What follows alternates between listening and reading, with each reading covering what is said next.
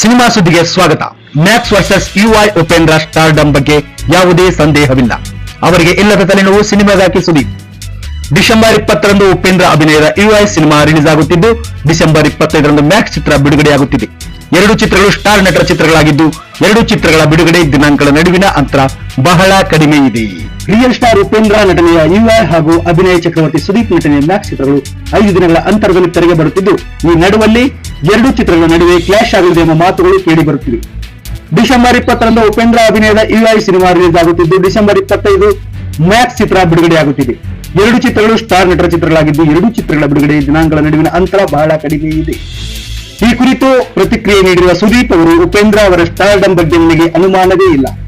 ಚಿತ್ರರಂಗಕ್ಕೆ ಅವರು ಬಹಳ ಕೊಡುಗೆ ನೀಡಿದ್ದಾರೆ. ನಾವೆಲ್ಲ ಅವರನ್ನು ನೋಡಿ ಕಲಿತುಕೊಂಡು ಬಂದವರು. ಉಪೇಂದ್ರ ಅವರಿಗೆ ಇಲ್ಲದೇ ಇರುವ ತಲೆನೋವು ನಮಗೆ ಯಾಕೆ? ಅವರೇ ಇದರ ಬಗ್ಗೆ ಎಲ್ಲಿಯೂ ಮಾತನಾಡುತ್ತಿಲ್ಲ. ಎರಡು ಕನ್ನಡ ಸಿನಿಮಾ ಬರೋಕೆ ಕಾರಣ ಇದೆ.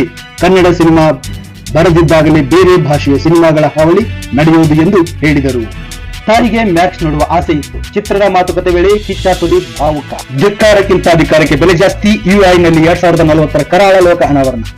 ಟೀಸರ್ ಅಥವಾ ಟ್ರೇಲರ್ ಅಲ್ಲ, ವಾರ್ನರ್ ಎಚ್ಚರಿಕೆ ನೀಡುವ ಎಂದು ಈ ಮೊದಲೇ ಚಿತ್ರತಂಡ ಹೇಳಿತ್ತು. ಅದರಂತೆ ಸೋಮವಾರ ವಾರ್ನರ್ ಟ್ರೈಲರ್ ಬಿಡುಗಡೆಯಾಗಿದೆ. ಉಪೇಂದ್ರ ನಿರ್ದೇಶನದ ಯುಐ ಕರ್ನಾಟಕ ವಿತರಣೆ ಹಕ್ಕು ಕೆವಿಎನ್ ಪ್ರೊಡಕ್ಷನ್ ಪಾಲು. ಹನುಮಾನ್ ಸಿನಿಮಾ ಘೋಷಣೆ ಬೆನ್ನಲ್ಲೇ ಮತ್ತೊಂದು ಚಿತ್ರದಲ್ಲಿ ರಿಷಬ್ ಶೆಟ್ಟಿ ಚಿತ್ರಪತಿ ಶಿವಾಜಿ ಪಾತ್ರ. ಸಂದೀಪ್ ಸಿಂಗ್ ಅವರು 2024 ಫೆಬ್ರವರಿ 16ರಂದು ಈ ಸಿನಿಮಾವನ್ನು ಘೋಷಿಸಿದ್ದರು. ಹಿಂದಿ, ಮರಾಠಿ, ಕನ್ನಡ, ತಮಿಳು ಸೇರಿ 6 ಭಾಷೆಗಳಲ್ಲಿ ಸಿನಿಮಾ ಬಿಡುಗಡೆಯಾಗಲಿದೆ. ತೆಲುಗಿನಲ್ಲಿ ಹನುಮಾನ್ ಸಿನಿಮಾ ಘೋಷಣೆ ಬೆನ್ನಲ್ಲೇ ನಟ ರಿಷಬ್ ಶೆಟ್ಟಿ ಅವರ the pride of Bharat Chhatrapati Shivaji Maharaj ಸಿನಿಮಾ ಘೋಷಣೆಯಾಗಿದೆ. ಈ ಚಿತ್ರ ಸಂದೀಪ್ ಸಿಂಗ್ ನಿರ್ದೇಶನದ ಚೊಚ್ಚಲ ಸಿನಿಮಾವಾಗಿದೆ. 2027 ಜನವರಿ 21ರಂದು ವಿಶ್ವದಾದ್ಯಂತ ಸಿನಿಮಾ ಬಿಡುಗಡೆಯಾಗಲಿದೆ ಎಂದು ಚಿತ್ರತಂಡ ತಿಳಿಸಿದೆ. ಸಂದೀಪ್ ಸಿಂಗ್ ಅವರು 2024 ಫೆಬ್ರವರಿ 16ರಂದು ಈ ಸಿನಿಮಾವನ್ನು ಘೋಷಿಸಿದ್ದರು. ಹಿಂದಿ, ಮರಾಠಿ, ಕನ್ನಡ, ತಮಿಳು ಸೇರಿ 6 ಭಾಷೆಗಳ ಸಿನಿಮಾ ಬಿಡುಗಡೆಯಾಗಲಿದೆ ಅಂತ ತಿಳಿಸಿದ್ದಾರೆ. Big Boss Kannada. Big Boss show ಮಧ್ಯೆಯೂ ದೊಡ್ಡಮನೆಯಿಂದ ಹೊರಬಂದ ಚೈತ್ರಾ ಕುಂದಾಪುರ್. ವೈಲ್ಡ್ ಕಾರ್ಡ್ ಮೂಲಕ ಬಿಗ್ ಬಾಸ್ ಸೀಸನ್ 11ಕ್ಕೆ ಎಂಟ್ರಿ ಕೊಟ್ಟಿದ್ದ ಶೋಭಾ ಶೆಟ್ಟಿ ಈ ವಾರ ಮನೆಯಿಂದ ಹೊರಬಂದಿದ್ದರು. ಇದರ ಬೆನ್ನಲ್ಲೇ ಚೈತ್ರಾ ಕುಂದಾಪುರ್ ಅವರು ಸಹ ಬಿಗ್ ಬಾಸ್ ಮನೆಯಿಂದ ಹೊರಬಂದಿದ್ದು ತೀವ್ರ ಕುತೂಹಲ ಕೆರಳಿಸಿತ್ತು. ಚೈತ್ರಾ ಕುಂದಾಪುರ್ ಅವರು ಯಾವ ಕಾರಣಕ್ಕೆ ದೊಡ್ಡಮನೆಯಿಂದ ಹೊರಬಂದರು ಎಂಬುದಕ್ಕೆ ಉತ್ತರ ಸಿಕ್ಕಿದೆ.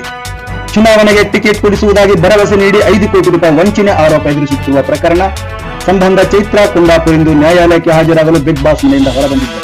ನಿರಂತರ ಸುದ್ದಿಗಳಿಗಾಗಿ ನಮ್ಮ ಚಾನೆಲ್ನ ವೀಕ್ಷಿಸಿ ಅಂತ ಹೇಳ್ತಾ ಮತ್ತೆ ನಾಳೆ ಭೇಟಿಯಾಗೋಣ. ನಮಸ್ಕಾರ ಪ್ರಿಯ ವೀಕ್ಷಕರೇ.